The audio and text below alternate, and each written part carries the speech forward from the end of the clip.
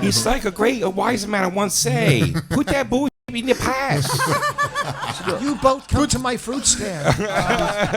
Put that bullshit in the past. Lucky numbers are 14, 12. You must push your cuticles back. That's the problem. Wu-Tang Quang ain't nothing to with. Fill her up. You're listening to the Gas Digital Network.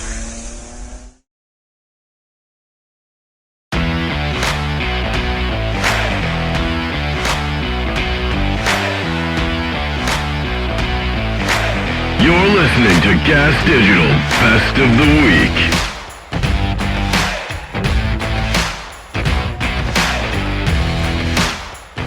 Ain't natural born killers, Legion of Skanks.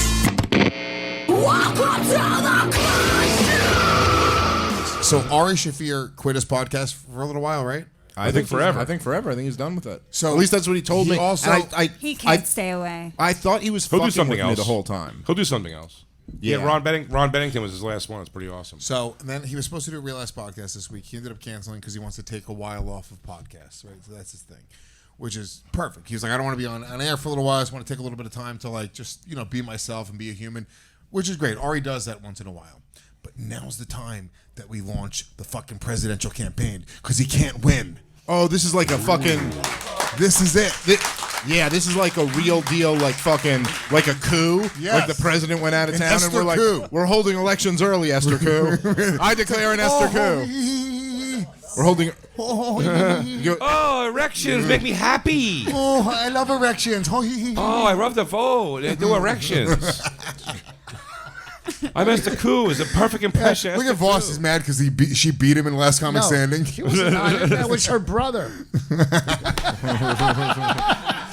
Or whatever. How you not doing Ester Ku without a banjo in your hand?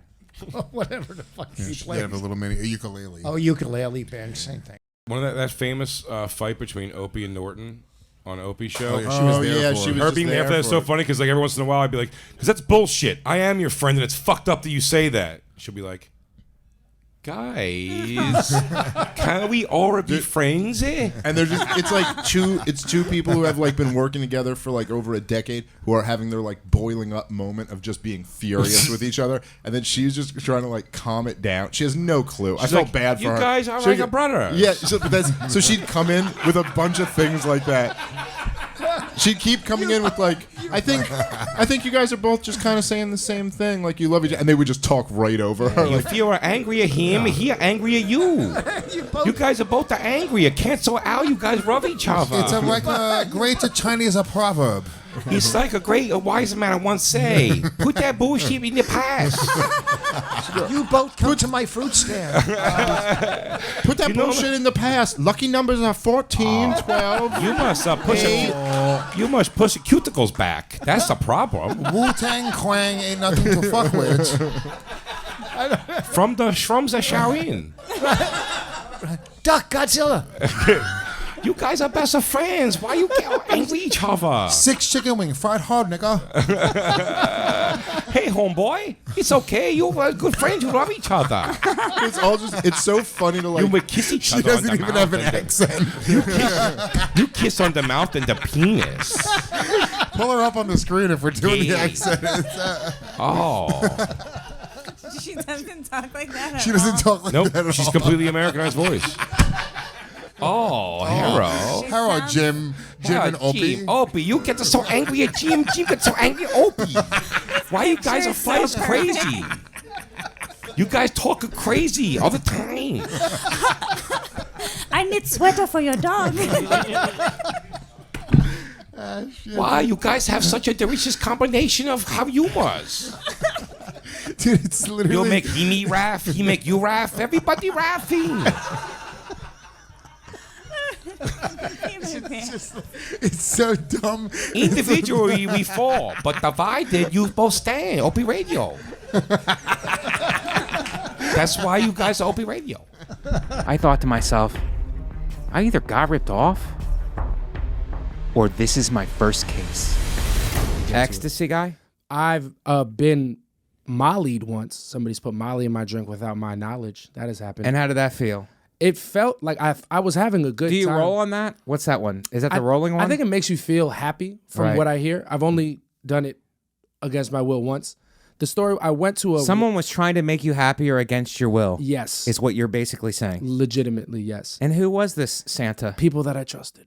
They kind of came out and said it at the end of that, because what happened was they took me to like a rave for like house music, which is not my favorite kind of music. Yeah. But my friends love it. So I had been drinking heavily. Okay, okay, heavily. Heavily, for sure. Self-admitted. Self-admitted. Yeah. And to be fair to me, that is what I went there to do. To kill the pain of the rave. Because it's not my thing. It's not your thing, so you need to kill the pain by drinking. That's what. Of listening to this nonsense That's music. where my mindset was at. And I'm like, I'm not a party pooper, so I'm going to go. And in my head, I was having a good time, ironically. You know, like I'm dancing like, oh man, yeah, y'all like this music? Yeah, it's go. And then I ended up having a great time. Yeah. But I think what happened was I was handed a beer at the rave. Somebody handed me a drink. And I'm like, oh, this is very nice of you guys, who were keeping up their end of the deal by saying I didn't have to pay for alcohol. All I had to do was be there. So when I'm handed the beer, I'm thinking, oh, this is wonderful. This is great. And I chugged it. We're having a great time. When we're online to leave the rave, which was... There's a line to leave? Well, we were online to get our coats. Okay. Right? So we're online for the coat check, and I'm looking at my friends. I'm like, hey, man, that was really fun, actually. Yeah. I actually had a great time. Right. And what they responded It's 4 a.m. It's 4 a.m. The sun is coming up, maybe? And they're like, yeah, we know you had a good time. Ooh. And I'm like, yeah, no, that's what I'm saying. And they're like, no, we know you had a good time because we made sure of it. And I was like, I don't understand. Why are you guys trying to one-up me? I'm saying I had fun. Yeah. And they're like, yeah, because we put something in your drink. You just took a Molly. That's why you were having such a good time. You know what would have made it, just from I'm fancying myself a director. If I was directing this scene, I would do it. I would tell your friends as to supervise the actors. I would be like, no, we made sure you had a good time. And then I would have you pause and go, what are you talking about? And then I would have them grab your face. I would have them grab the locks and then get right up to your ear and go, we put drugs in your and they'd whisper it to you. And then they'd let you go, kind of like Fredo, like in the Godfather Kiss of Death. Yeah, I love you. And it's just like, we sprayed your drink. And then let you go. And then you... drop a coffee cup, you drop them on the ground, and the mug water breaks. It breaks, it goes everywhere, and then your childhood starts coming back to you, and then it's like you're crying, and the next scene, Abuela picks you up from prison. Yeah, and that's what it felt like. Yeah, for sure. So what really happened now? What really happened is I was furious, and we carpooled back to our Airbnb. And what did you say back to them after you realized that you've been drugged? I was like, are y'all serious? But everybody else, because it's like guys, it's girls, and everybody else is just dying laughing. Like nobody was on my side. So it made me feel because with guys, it's like, oh, what are you going to cry about it? Yeah. And I'm like, I mean, I want to, but I'm not no punk, but I was pissed off and nobody was validating. And that's a drug that makes you anti-violent. So what are you going to do? Lash out by hugging everybody? Hug this Let me squeeze you, son. Get hugged. Undisputed UFC middleweight champion of the world. Islam Makhachev. He's not happy that John Jones is considered the pound-for-pound number one. I have the quote right here. He says, how John Jones can be number one, he beat some guy who's not champion. This guy don't have belt, and they put him number one pound-for-pound. This is bullshit. Doesn't matter how he beat him. The UFC put pound for pound. But the other people who know about MMA, they know who the best fighter in the world is. Don't call me the lightweight champion. Call me the best pound-for-pound fighter. Listen, Islam Makhachev, legions of passionate fans worldwide. So I've got to pick my words carefully. Tremendous fighter. I'm a huge fan of him. Yeah, me too. He's incredible. Huge fan. I love what he brings to the table. I love his style. He's carrying on all the tradition and everything that Khabib brought to the table, and he's continuing that. It almost sounds disrespectful, like a Khabib 2.0, but I think that's fair to say. And I understand and I respect him wanting to be held in that regard. The reality is he's just not there yet, sadly. I like Makhachev for being so ambitious, but the reality is he's just not there yet. It's a time thing. He just hasn't been around long enough. And it's just crazy. And so I do appreciate Islam's mindset though. I appreciate sure. that he feels like that. And so I don't want for a second to sound like I'm shitting on him, because I appreciate him. I respect him for feeling like that. And he should, he's doing everything he needs to do to continue to climb that ladder to get to where John is. But it's a champion's mindset, you know, and that's what he's got. So good for him. But you know what? He doesn't want any part of the BMF belt. He said, I don't want any part of that. That belt is for underdogs, you know. They handed the belt to Diaz and Jorge Masvidal, who will never become champions. They need to put an end to this after the first time. So he doesn't want no BMF belt. But Volkanovski, he's all about it. 100%. He's like, let's do it. He said, I'll be the BMF, I'll be the lightweight, and I'll be the featherweight champ as well. Would you be up for the BMF belt challenge? Yeah, I would love that. I think there's a certain caliber of or a certain type of person that just fits that bill. Like Masvidal you take Masvidal, Diaz, Poirier, and Gaethje. Like those four guys, if they never hold an undisputed title, essentially you'd be saying they're just like everybody else, which isn't quite fair, because those guys are just different. They're different, and I think the BMF belt gives an opportunity for maybe people that never have held the undisputed title. I think that gives them something else, another accolade, another trophy, just some acknowledgement that they're a little bit different. And the reality is, though, there has been a lot of people like that throughout the history of the UFC. You know what I mean? Who are three that you could think of? I did a video on this actually recently on my YouTube channel, so people check it out, please. I think it was 8 of the BMFs or something like that. Who did I have on there? I mean, like Chuck Liddell. I mean, obviously he was a long-time champion, but he was a bad mother effer. Chris Lieben. There's a guy that never doesn't get the recognition. Chris Lytle would be another good guy. Chris Lytle. Yeah, who else did I have on there? I mean, Vanderlei Silva. Yeah. You know, bit of a prick, bit of a jerk. But even like a guy like I kind of think it even like Dan Hardy, like Dan Hardy. Vanderlei maybe he's not a champion. Go ahead. A little joke. Vanderlei was a scary guy before the plastic surgery.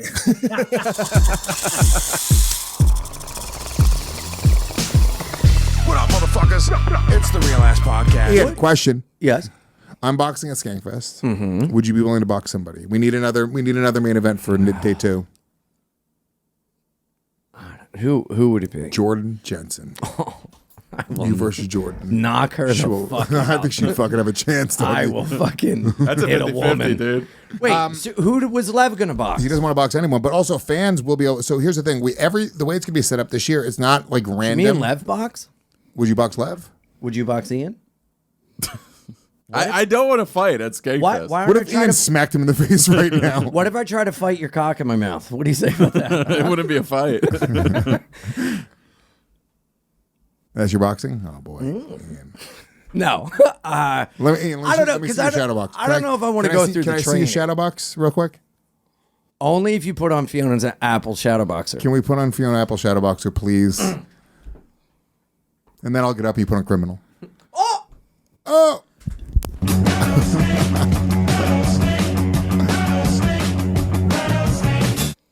And then Lev will get up and put on Fiona Apple's Diabetes. I'm not getting up. Lev and I both refuse to participate because of the word apple. Now stand up. That's not shadow boxing. Give me a 1. 1, 2. I feel like you just danced 1, 2, to 3. the song. That's a 1, 2, 3, 4. No kicking. It's boxing. Here, wait. A 1, 2, a 1, 2, 3. Bachata. Come on. That's not bad. Not a bad. Ooh. Yeah, I'd fight you. You want me a southpaw? Give me a buffalo. Dude, left fighting. Stop being so pussy, dude. I'm not gonna fight at the. No, here's the thing. I would, but the training would suck. The training's the best part of all of it. Who's gonna pay for my training? You have to get in shape. Who's gonna pay for my training? I'll pay for your training. Be a part of Team Rattlesnake. Now, when do we have to start? When do you have to start? Today. That's a great Gorilla Biscuit song. You're out of breath. I'm out of breath. I thought you rode a fucking bike every day. I do, but it's different. I'm out of breath. I'm out of breath. You did nothing there. That was. I'd have to. 14 seconds of working. I'm gassed digital already. I'd have to. I'd have to quit smoking. I'd have to train. I don't think I could. Did you not? Because I'm gonna get blamed for this breathing. So this is the way we have to do it. Listen, we have to. Me and Lev. Listen, stop It's talking. going down. Stop yapping. We have to get the commission involved, the Nevada State Athletic Commission. So it's like literally everyone has to do like blood work. Everyone has to Yep, like you're out. submit fucking Just did. Oh, physicals. I have my results. Negative. Oh, they're not hung on the refrigerator. Were you worried you had AIDS? Well, Were you unprotected sex with a man? no. Then why would you even worry about AIDS then? It used to be. Oh, unprotected sex with a transgendered woman. Post-op or butt? But Butt. pre-op. I would freak the fuck out, dude. If I put my dick unprotected into a tranny's butt. Hey! What? No! What? Transgender.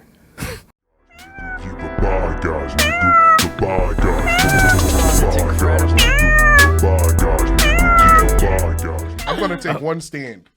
Jerking a dick, fine. Sucking a dick, gay. I'm taking a stand. Lemaire, Sugan a Dick was the name on his medallion. No, I did have a question though before. What if a girl has a strap on? She's shoving a strap on in your mouth. Is that gay? Yeah. Wait, me? No, yeah. Is sucking plastic gay? Yeah. No. Yeah. What's it shaped like? Yeah. What's it shaped like? Yeah, what is Like it an shaped alien dick. There. How about What that? does an alien dick look like? Yeah, how do you know? Green boy, that gray dragon boy. has a lot of crazy fucking things. Green boy, gray boy. Gray. Your dick's gray, so you gotta figure it out. They're the mean ones. You've never seen Natalie Mars? Yeah. She's the queen of the dragon cock. Oh, one of them super fat dragon cocks that just stretch her pussy. Yeah, it looks like a And tentacle. then tentacle. Shout out and Bad the Dragon, ones sponsored my also last have, two like, movies, gave us a 18 lot of money. inches. All right. I would never fuck a gray boy. It'd be too mean. They'd just be fucking my face. Ugh. I would never let that happen. Never get your face fucked by a gray boy? No, I would but never. possibly a green boy? Yeah. They would slow stroke your face. And hold your Green hair. boy? Yeah, green boy. Yeah, green boy would make you feel special while they do it. Did you know he can only come if he's on his knees covering his face? God, that came up. Who's gay now? It would be weird if she knew Is that. that real? Is that really? Yeah. It would be odd if she knew that. Oh, yeah. Okay, honestly, well, I feel you because literally it's impossible for me to come. Like if I'm missionary and my legs are bent, it is so hard for me to come. But if I'm on my knees or if my legs are straight, like the legs just have to be like tense. Yeah, straight leg come, pretty hard come. Yeah, if it's like if my legs are bent, it's Yeah. hard as fuck. I feel like my legs get There's a straight kink in as the hell hose. when I'm about to come. Like, I start- Literally. What'd you say? There's a kink in the hose. You gotta get it all one track. I get it. Yeah, I don't think I could come standing up. I could You come never standing come up. standing up like Not this. in my younger years, but not now. I I'd be could come. laying down and ready for a nap. I like. I need to be able to fall asleep the second yeah, I yeah. come. I don't. Sir, someone's waiting for the booth. I'll be out in 20. Drooling down the wall. I just started. Crawled up in the I fetal would really position. be like Sir, that. someone else needs to shit in this bus station. I just started free coming in hotels. You know what I mean? What a Free freak! cum? What's This free is just cum? flying you just, cum everywhere. Yeah, like you just walk around and come while towels are all over the place. Wait, you like prepared? Like you go down, you hit the lobby and you go, I'm gonna need extra towels. No. They give you like 3 towels. I use 2 to walk around on, and I just jerk. Wait, what do you Free mean cum, walk dude. around? So like you can snow come shoes? standing up. Yeah. This is in the bathroom or you just spread them around the hotel? Just like next to the bed. So you're like a Johnny Appleseed to come in your hotel room? Yeah. Like spraying it wherever you go. I sling free. Wow. No, I just started using towels willy nilly. Like I used to feel guilty about using the towel, so I bit off my You should belt. feel guilty about saying willy nilly. No, I'm trying to bring it back. I'm trying to make it a hood thing. Willy nilly. You go hear the trap rap. You want that good shit called Willy Nilly? Good strain name. That's the rap group I'm managing. Willy nilly. Oh shit. Zach Amico's Midnight Spook Show. Dyke out. Was he jerking off or trying to clean the cum out of his pants? Let's do it, fellas. I think it's a little bit of both. Yeah. Yeah, I don't know. We don't know the canon of the movie. Yeah, what's the best pants coming scene in a movie? Brian Dennehy kind of way. I'm trying to think of some. I feel like I haven't seen that many of those. Super bad, right? It happens in Super bad. Maybe in Harry Potter and the Sorcerer's Stone. when who comes to pants super bad? No, the Sarah? period thing. I'm thinking of the period thing. Okay. Lion King. I'm thinking Jay and Silent Bob Strike Back. When he's got the boner, he's humping the air, and she puts the cup over it, and he goes, "I think I just filled the cup." Yeah, I haven't seen any of those movies. That. What's another? This is an old time movie. Neither of you have seen Hollywood Nights, right? No, I don't think so. It's like a Porky's kind of movie. Okay. And Fran Drescher's in it. I love Fran. And she's fooling around Shout with a out. guy in the back of his car. That looks very Ashton Kutcher-y. And his name is Newbomb Turk. And she goes to like touch his crotch, and he comes in his pants, and it's Fran Drescher going, "Turk, did you just come?"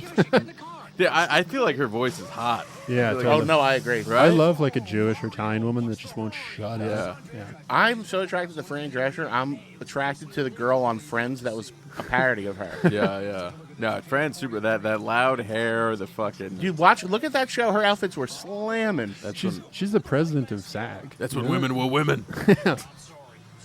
She's the head of a union. I didn't know that. She does I'd weird. vote for her. She does weird stuff. She goes to, like conferences and she's like, "The workers of the world must unite."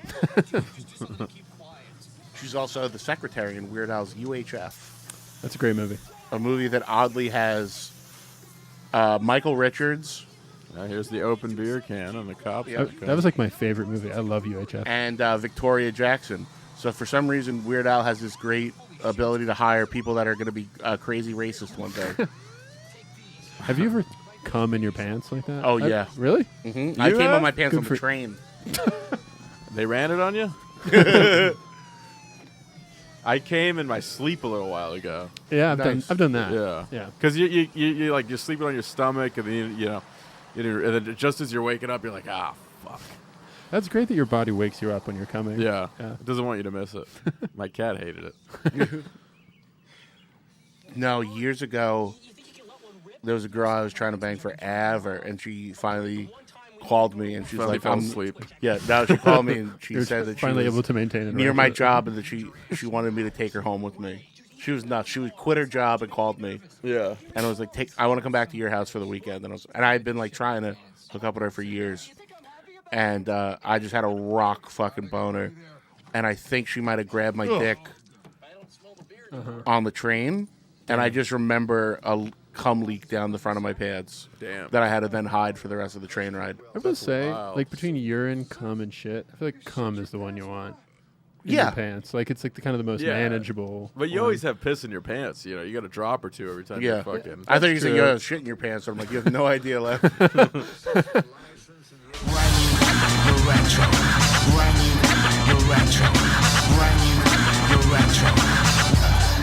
Jadakiss is the best rapper of the last 30 years. Like, it's like arguably. He's arguably. Lyrics, I'll put him lyrics on there. wise, He's fucking intense. So here's the thing: is like there's a video I just watched yesterday of people reacting to old Cannabis lyrics. Remember when Cannabis was the lyricist? Oh, and people yeah. going, I "This forgot shit-" about that. And it was just dudes going, "I don't know what this is, and this shit is whack."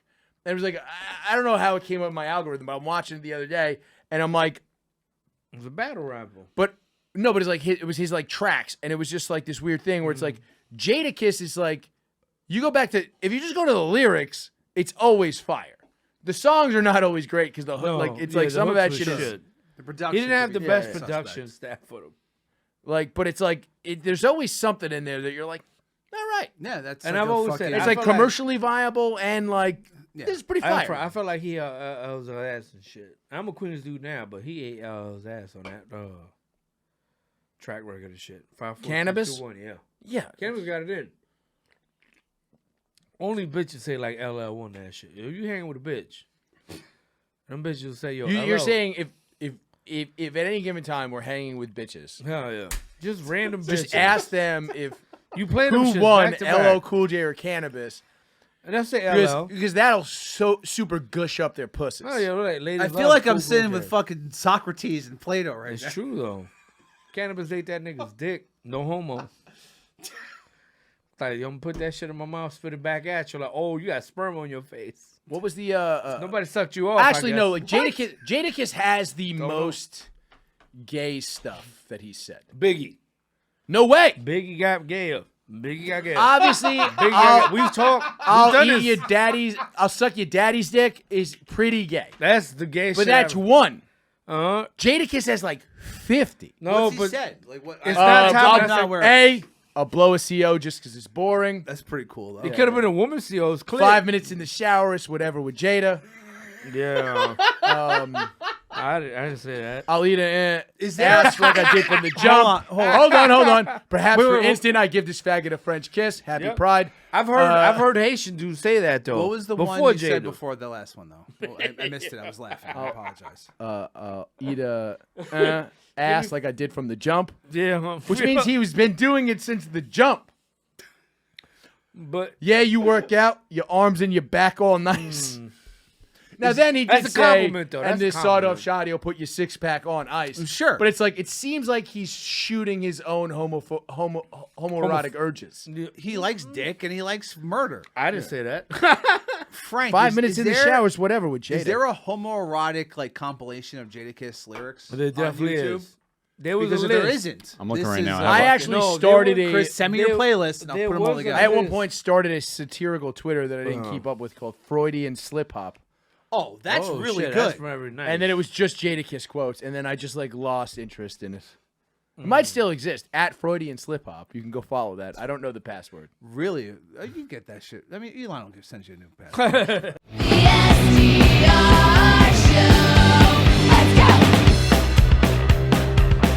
But so I didn't hear the answer to this, so I apologize. Oh, one of excuse the me. greatest disasters I feel of COVID is at one point you had proposed the idea of you and Jimmy Page doing your own remixes of the page Coverdale page, right? But before we get into that, or if that other idea, whatever, the stupid question, I know it's a dumb question, but who reached out to who for Coverdale page? Like, how did that actually happen? Jimmy through Rod McSween, my agent outside of the US for 40 years or something. He also, worked with Jimmy, very close with Jimmy. But then I go, can I give Jimmy Page your phone number? So, and I'd met Jimmy over the years, obviously. And I said, yeah. So we had an amazing, I've been a fan of Jimmy's from before the Yardbirds, for God's sake, Wow. Yeah.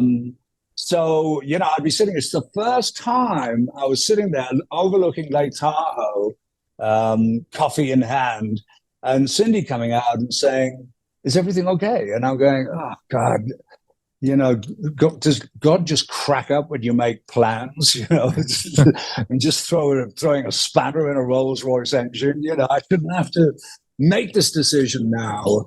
But I said, a musician I really admire, it'd be not Whitesnake. I would write specifically for Jimmy and I, whatever it's going to be called. We were originally the original Primitives, the Knobs, which Jeff Beck thought was the best name he's ever. The Electric Knobs, and then the Knobs. He lost it, and I miss Jeff terribly. So. And then I said, Jimmy, I'm right in the middle of just awful. So I don't know how long it's going to take. It'd be unfair for me to make plans and then be unable to do that. However, if you remember, this will be 91. He was flying to New York to master that first box set. And I went, oh my God, I just have to fly to New York, meet him halfway. We don't have to make any decisions. We met, kept the lawyers out. I had a suite at the Plaza. He was at the Ritz-Carlton, so we could just walk down the street to each other. And we just shook hands and said 50-50. Wow. And the decision was first for him to come up to Tahoe. And we got him a beautiful rental house on the lake. And that was the beginning of it. So, as you said earlier, the idea of I've got a ridiculously full dance card, which is going to be a lot easier now when I'd canceled that tour. But the circumstance is I don't have time to do that. So I've said to Jimmy, what I thought would have been great for this 30th anniversary or any fucking time, fuck the anniversary, right, would be for him to do a Jimmy Page mix me to do a David Coverdale mix, have the original CD as we do with all of the box sets. I have so many assets from bootlegs, rehearsals, the original song, you know, because now these our original demos I bought on, I've got it behind me somewhere, Radio Shack single button record cassette player, just to collect ideas. And it sounds, when you listen back, it sounds like people are frying fucking bacon or something. You know, Jimmy Page and David Coverdale's demos are the worst in the world. But now with these filtering systems, you make it sound like it was done on a fucking 24-track tape. Right. You know, right. but I hope it does that, because that was just such an amazing time. We both shook hands. We got the best out of each other at that particular time in our lives. You know, it was truly a Lead Snake record, you know. And I loved working with him. I really did. Godfrey. Trust.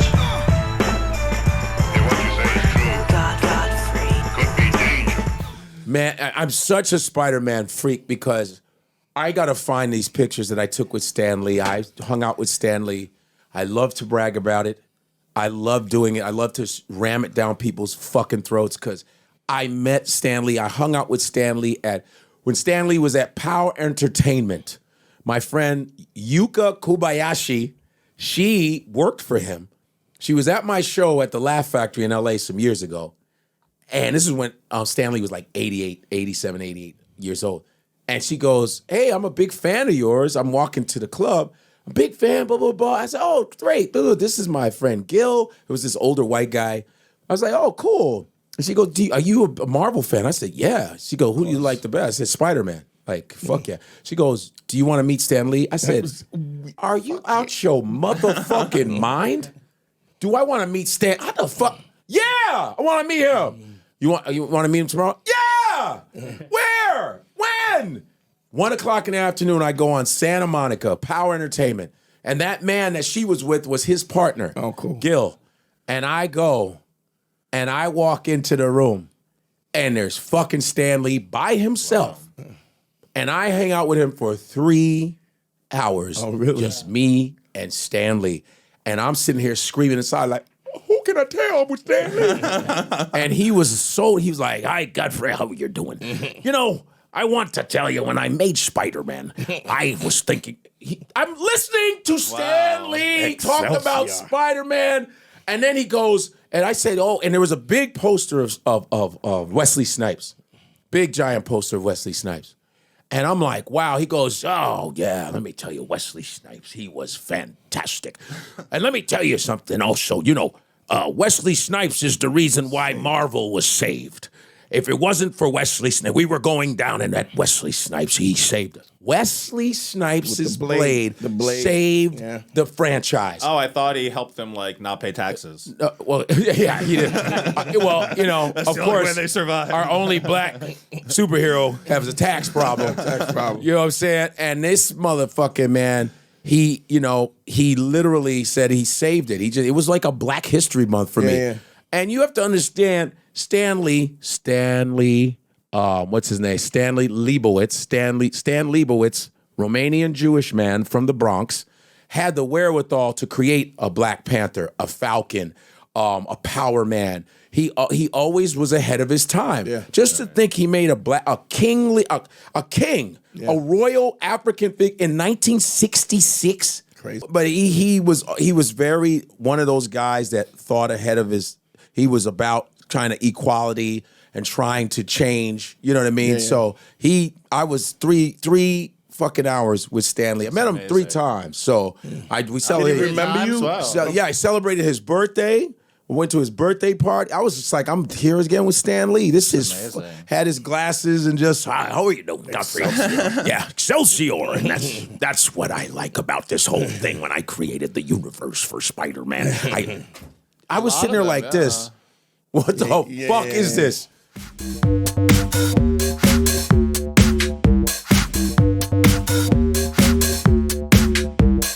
Have you ever had another situation that freaked you out? Yes, the day Michael Jackson died. So the day he died, I shared a bed with my. But you're brother, a Michael Jack. Jackson fan. Huge Michael Jackson fan. Yeah. You shared your bed with Michael Jackson? And I did. I would have if I had the Would you, chance. if when you were young, if you met Michael, you would have been like, "Oh my god." Yeah, I would. I was emailing him all the time. Are you serious? Because when he Is announced that what this- scarred you about your butt being touched? No, I would. I was like, it should have been Michael. I thought I had his email address from his. These nails dissolve. It's beautiful. Little Oh my Troy, don't God. worry about it. Well, It's it's time not for you to acrylic. beat it, Troy. She's out of your life and into your ass. You want to talk about George Lucas? Can you just stare at that Peter You know, I was Pan? supposed to play Jar Jar. Ah. So he died.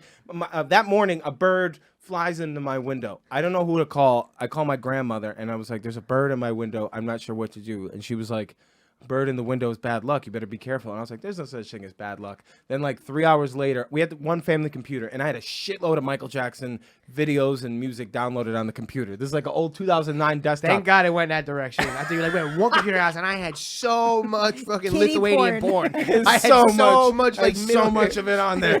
And my dad was so pissed at how much space it was taking up on the computer, so he deleted all of the videos. Back in the and day music. when it was 3 gigabytes. When it was 3 gigs, and he's like, "You gave our computer A's with LimeWire again." I'm like, "No, Dad, it was FrostWire this time, FrostWire." And he deleted everything. And then we go to the karate school. We're in the middle of class. My uncle calls my dad, and he goes. Also, I should point out, my grandmother, when the bird was in the window, said it's bad luck, and I said there's no such thing as bad luck. Then 12 hours later, Michael Jackson died, and I blamed myself for that the whole summer. I said it was my fault because there was no such thing as bad luck. I just sat on the couch and watched It's the your MTV fault, videos. Charles. It's all your fault, Charles. You killed me. You killed me because you're talking all that shit. You killed me, Troy. You killed me, Troy. You killed me, Troy. Everyone knows it's bad luck when it's burning me now. You fucking killed me. A bird flew in So the window. that when was your Macaulay- bad luck? That was my bad luck. That Michael Jackson died? Jackson died. I thought that was Not my that your fault. dad deleted all the stuff. No, I didn't care. I mean, my dad beat me. So like him deleting my stuff, I got off easy that day. Yeah. or it was great luck for all the kids whose virginities you saved.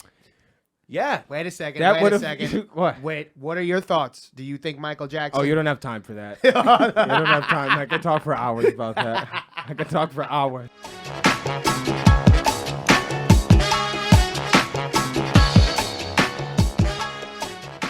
So let me just read this for a little bit. So here's what they're really jumping on. There was the line that President Trump allegedly said, and the quote is, "As president, I could have declassified, but now I can't." So it's seemingly that there's an admission that he had his shot to do it, but now he can't, and now it's still classified, and he still has this material, and he seems to be showing it to other people. Now let's go on and read more about this. So this is, again, Trump showing this information to other people. And he says, secret. This is secret information. Look at this. Trump says at one point, according to the transcript, "This was done by the military and given to me." Well, the Miley, let me see that. I'll show you an example. He said that I wanted to attack Iran. Isn't that amazing? I have a big pile of papers. This thing just came up. Look, this was him. They presented me with this. This is off the record, but they presented me with this.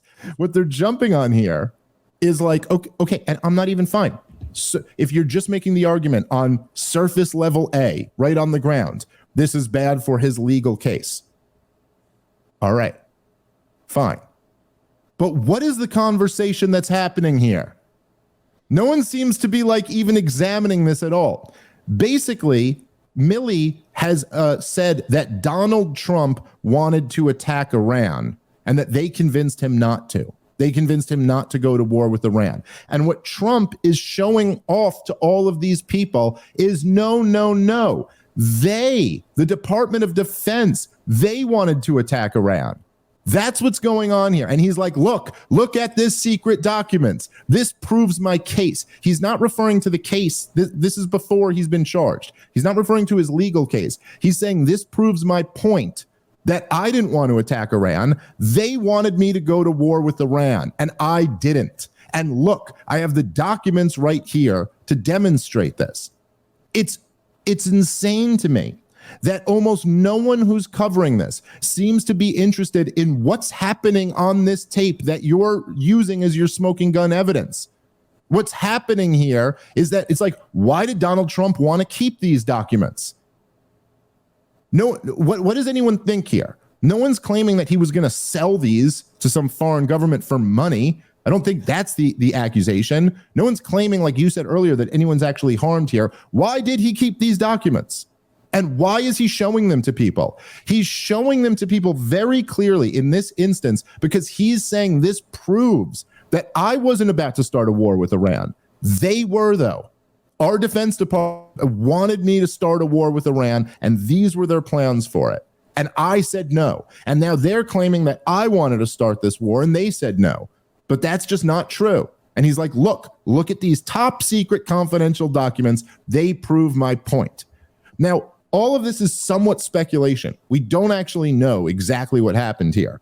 But by the transcript that they're presenting, there seems to be a much, much bigger story than whether Donald Trump did what everybody else does but didn't return the documents when they were requested of him.